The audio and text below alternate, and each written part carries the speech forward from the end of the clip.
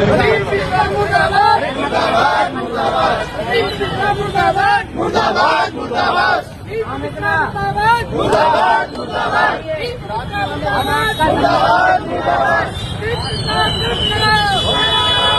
प्रदेश के खंडवा के ओकारेश्वर में शिव महापुराण कथा के दौरान अंतर्राष्ट्रीय कथावाचक पंडित प्रदीप मिश्रा के 14 वर्ष पुराने एक वीडियो से विवाद बढ़ गया। उन्होंने राधा रानी को बरसाने के बजाय रावल गांव की बेटी बताया। पिछले महीने इस वीडियो पर हुए घमासान के बाद कल इंदौर में प्रदीप मिश्रा के खिलाफ चौराहों पर प्रदर्शन हुआ। वहीं उनके इस तर्क का विरोध वृंदावन के प्रेमानंद महाराज ने किया।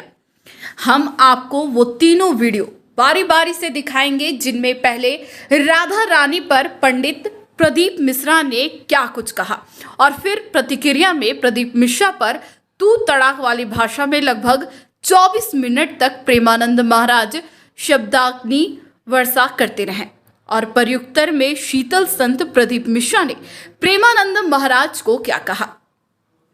लेकिन तीनों वीडियो जानने से पहले संक्षेप में विवाद के विषय को जान लेते हैं।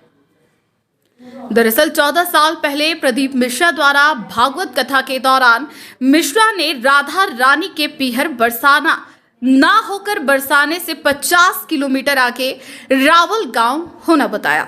उनकी शादी मथुरा के पास छाता गांव में हुई। उनके पति का नाम अनय घोष, सास जटिला और ननद कुटिला था। राधा रानी का नाम श्री कृष्ण की पत्नियों में नहीं है। राधा रानी के पिता वृषभानु की बरसाने में कचहरी थी और राधा रानी इस कचहरी में वर्ष में एक बार आती थी। वर्ष में एक बार आने से इसका नाम बरसाना पड़ गया। इस बयान के बाद वृंदावन के हित प्रेमानंद महाराज आग बबूले हो गए और प्रदीप मिश्रा पर जमकर शाब्दिक प्रहार किया। उन्होंने लगभग 24 मिनट तक प्रदीप मिश्रा को तू तड़ाक वाली भाषा में भला बुरा कहते हुए कहा कि मिश्रा तो राधा रानी के बारे में क्या जानता है। अगर किसी संत की चरण रज लेकर कथावाचक करता तो तेरे मुंह से यह बात नहीं निकलती। तुझे शर्म नहीं आती? 4 लोगों को घेर कर पैर पुजवाकर अपने आप को भगवताचार्य समझने लगा। तू तो नर्क में जाएगा।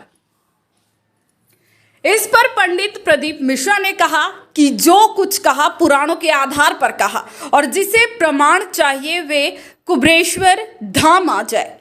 प्रेमानंद रसिक संत हैं। अगर वे फोन कर देते तो उनका यह दास दौड़ा चला जाता। ब्रजवासियों को नमन करते हुए क्षमा मांगते हुए मिश्रा जी ने कहा कि जिन्होंने मेरी आधी अधूरी वीडियो चलाई है उन्हें मेरी राधा रानी देख लेगी। भोलेनाथ देखेंगे। आपके चरणों में आऊंगा और प्रणाम करके पूरा व्याख्यान बताऊंगा। भगवान कृष्ण की 16,108 रानियों में कहीं राधा जी का नाम है क्या? अरे बोलो जम के, नहीं है। भगवान, अरे बोलो जम के। अभी तो बोले थे हमारे श्रेणी जी और सब लोग बोलते थे कि हमारे यहाँ भागवत हुई। तो बताओ राधा जी के पति का नाम क्या? क्या नाम है राधा जी के पति का? अनय घोष। क्या नाम है राधा के पति का? अनय घोष। राधा जी की सास का नाम था जटिला, ननन का नाम था कुटिला। राधा जी का विवाह हुआ था ग्राम छाता। कहां की रहने वाली थी राधा? जम के बोलो। है बरसाना, पक्के में। बरसाने की राधा नहीं थी, राधा जी थी रावल गांव की। बरसाने में तो राधा जी के पिताजी की कचेरी थी जिसमें राधा वर्ष में एक बार कचेरी पर जाती थी, इसलिए उसका नाम है बरसाना। वर्ष में एक बार आना, उसको कहते बरसाना, जहां राधा जी के पिता की कचेरी थी। कल हमको एक क्लिप दिखाई गई किसी भागवत प्रवक्ता की। वो लाडली जी के विषय में बोल रहा है कि राधा ऐसा राधा ऐसा है।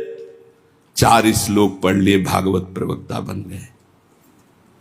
कभी बैठे हो संतों के चरणों में?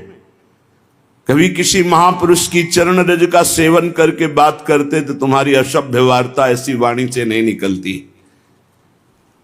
चर्चा की जाती है प्रभु की, प्रभु में अनुराग प्रकट करने के लिए। स्वयं में और जो सुने उसको भगवान में श्रद्धा हो जाए, प्रियाजू में श्रद्धा हो जाए। जो हमारी लाडली जी के विषय में एक भी बात नहीं जानता, वो लाडली जी के विषय में बोलने का अधिकार क्या जानता है लाडली जी के विषय में? श्री जी, अरे हम जीते हैं उन्हीं से, हम उन्हीं में रहते हैं, वो हम में रहती है। अगर तुम्हें जानकारी करनी कि श्री जी क्या है तो हमारी आंखों में आंख मिलाकर देख श्री जी क्या है। वो हद करके बोल रहा है श्री जी के लिए, वो श्री कृष्ण की नहीं। तो तुझे नरक से कोई नहीं बचा सकता। 4 लोगों को रिझाकर भागवता चार्य बन करके तू प्रभु के प्रति बोले। एक बोला था द्वारिकाधीश के प्रति।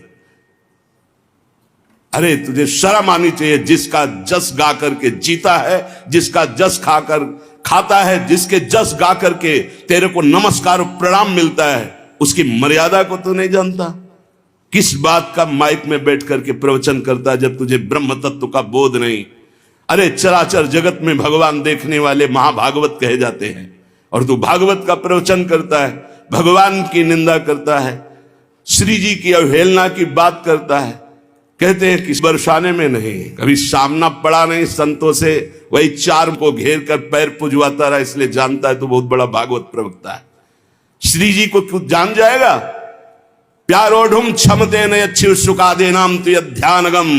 जो भगवान शंकर और ब्रह्मा सुखादि के भी ध्यान में नहीं आने वाली है, वो हमारी लाडली जो है। और रही बरसाने की बात, श्री जी बरसाने में है कि नहीं? तो अभी कितने ग्रंथों का अध्ययन किया है, अभी रस ग्रंथों में प्रवेश ही नहीं हुआ।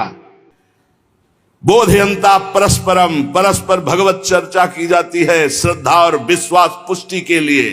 अपने को बड़ा तो ज्ञानी समझता है लाडली जी के विषय में। रस ग्रंथों में प्रवेश नहीं है, रस ग्रंथों का किंचन मात्र ज्ञान नहीं है, और कह रहे हैं देखो हमारी लाडली जी कौन है। बहुत हमें अंदर से गुस्सा लगी सुन करके कि प्यारी जी और प्यारे जी के विषय में जानता नहीं, कभी वृंदावन की रज में नहीं लौटा होगा, कभी रसिकों का संग नहीं किया, और कह रहा है कि लाडली जो वृषभानपुर बरसाने में ही नहीं है। किशोरी जी के विषय में होश में बोलना हमारा जीवन है, हमारा सर्वस्व है। किशोरी जी तो कुछ नहीं करेंगी, बड़ी करुणामयी है, लेकिन अगर हमारा हृदय जल गया तो तू ना लोक लायक रह जाएगा ना परलोक लायक रह जाएगा।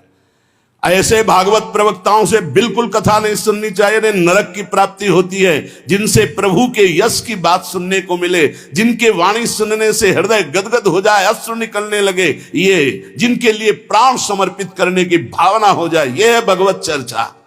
ये भगवत चर्चा बड़े ज्ञानी बनते हैं। पहले रसिकों की चरणामृत पियो, चरण रज लगा उनकी जूठन खा, तब तेरे में सामर्थ्य आएगी राधा बोलने की। भोली भाली किशोरी को ऐसा मत समझ लेना, उनके जन ऐसे हैं कि तुम्हारे सर्वनाश करने में बिल्कुल समर्थ हैं। एक संकल्प में न तो लोक लायक रह जाएगा न परलोक लायक रह जाएगा, पक्का। ये हम वृंदावन से गर्जना करें, महारानी जी के विषय में बोला तो न लोक लायक, देख लेना, सभा में कह रहा हूं, देख लेना, न लोक लायक रह जाएगा न परलोक लायक रह जाएगा। कितने ग्रंथ पढ़ा है उसने। ये चापलूसी संसार वालों को तुम रिझा सकते हो, लेकिन कभी श्री जी के विषय में कोई ना बोले, नहीं ऐसा ना समझे उनकी ऐसी शक्तियां हैं कि तुम किसी का देख लेना किसी काम का नहीं रह जाएगा। ये साप नहीं है, ये परिणाम बोल रहा हूं, माइक से बोल रहा हूं, चिल्ला के बोल रहा हूं, कोई नहीं बचा सकता उसको। या तो जाए बरसाने और साष्टांग दंडवत होकर महारानी जी के सामने घुटने टेक दे कि मेरे से गलती हो गई, मैं आपकी महिमा को नहीं जानता, तो अत्यंत दयालु कृपालु लाडली क्षमा। अगर ऐसे तुम बोलना चाहते हो कि जो चाहो बोल लो, राधा किशोरी बड़ी भोली भाली है, हाँ है बहुत भोली, लेकिन उनके सेवक ऐसे काल के भी काल महाकाल सेवक हैं, पीकदानी लिए खड़े रहते हैं श्री कृष्ण। ऐसे शब्दों का उच्चारण कभी न करे जिससे भावनाओं में ठेस पहुंचे। बहुत बड़ी ठेस पहुंची हमारी हृदय में। हमारी लाडली जी के विषय में नहीं जानना है राधा तत्व को तो हम बोलेंगे नहीं, बैठ जा हमारे सामने जान जाएगा। श्रद्धा और विश्वास करके बैठ जा, हम बोलेंगे नहीं, केवल रोम रोम से तू जान जाएगा लाडली जी क्या है। बैठ तो तू आकर सामने। अब हजारों लोग बैठ करके सुनते, कैसी बुद्धि मारी गई, इष्ट की अवहेलना सुन रहे हैं बैठकर, और ऐसों को भागवताचार्य बनाकर मंच पे बैठाल करके सुनने के लिए निमंत्रण दोगे ना कि पुरिखा तर जाएंगे तो पुरिखा नरक जाएंगे, ऐसों को बैठा लोगे तो। करता हूं मैं जिनकी जिह्वा पर इस बावरे का नाम तो आया, कैसे भी आया, कल्याण तो हो गया, नाम तो आया। और मेरे ब्रज के एक एक ब्रजवासी को नमन करता हूं, प्रणाम करता हूं। अगर मेरी वाणी से कोई चोट लगी हो तो मुझे क्षमा करिएगा, पर प्रमाण से कहा है और प्रमाण अपने पास रखूंगा और उस प्रमाण को जिंदगी भर रखूंगा। सत्य पर जिया हूं और सत्य पर जीऊंगा, क्योंकि मेरा शंकर सत्यम शिवम और सुंदरम वाला है। और आपसे भी निवेदन करता हूं, जितने भारत की भूमि के, जितने देश के लोग कथा सुन रहे हैं, एक बार ब्रज में जाना तो जाकर रावल गांव का दर्शन करना, जहां राधा जी का जन्म हुआ है। जाना तो बरसाने का दर्शन करना, जहां राधा रानी पहुंची हैं। मेरी रावल में राधा रानी जी का जन्म हुआ। जब तक रावल में रही तब तक वो लाडली थी। बरसाने पहुंची वो किशोरी हो गई, क्योंकि किशोर अवस्था में पहुंची हैं। उनको समझना, बरसाने की एक एक रच को समझना, एक एक ब्रज 84 कोस की रच को समझना कठिन काम है महाराज। अच्छे अच्छे ब्रह्मा तक चले गए, धक्के खाकर ब्रज की लीला को नहीं समझ पाए। समझना बहुत कठिन है, समझिए जरा जाकर। और जिन्होंने आधी वीडियो चलाई है उनको तो मेरी राधा रानी सब देख लेगी और मेरे भोलेनाथ देख लेंगे। आधी वीडियो चलाई, उन्होंने ये नहीं बताया कि बरसाने का महत्व क्या बताया गुरुजी ने। उन्होंने ये नहीं बताया कि राधा कृष्ण के विवाह का प्रसंग क्या सुनाया गुरुजी ने। उन्होंने ये नहीं बताया कि बरसाना का जो मूल महत्व बताया गया था, उस कथा को पूरा सुनना था कि हमने बताया था उस कथा में कि वर्ष में एक बार आना बरसाना, अर्थात आपकी जिंदगी में अगर मनुष्य की देह है तो वर्ष में एक बार राधा रानी के दरवाजे पर जाते रहना और उनको प्रणाम करते रहना, तो तुम्हारे पाप छिन्न होते रहेंगे। वही की वही फेस लगाकर, वही की वही वाणी लगाकर, उसको काट काट कर क्लिपिंग बनाकर जनमानस में प्रेषित कर दिया। पर जो गलत राधा रानी के पर्दे की आड़ में जो शिव महापुराण को लांछन लगा रहे हैं, राधा रानी की पर्दे की आड़ में जो विद्रोही, जो विधर्मी, जो सनातन धर्म को अच्छा नहीं देख सकते, वो इस पर्दे की आड़ में ना जाने क्यों बदनाम करने में लगे हैं। इन्होंने कईयों को बदनाम किया तो हमको भी करेंगे, कर रहेंगे नहीं। नामदेव, तुकाराम, रामकृष्ण, मीरा, कर्मा जैसों को नहीं छोड़ा तो हमें कौन छोड़ने वाला है। बड़े आदमी बनना सरल है, बड़े सिंहासन पर बैठना सरल है, बड़ी जगह पर बैठना सरल है, पर बड़ी सोच रखना बहुत कठिन है महाराज, बहुत कठिन। और फिर निवेदन करूंगा, ब्रज के कोई संत अगर मुझे आमंत्रित करे मैं तैयार हूं।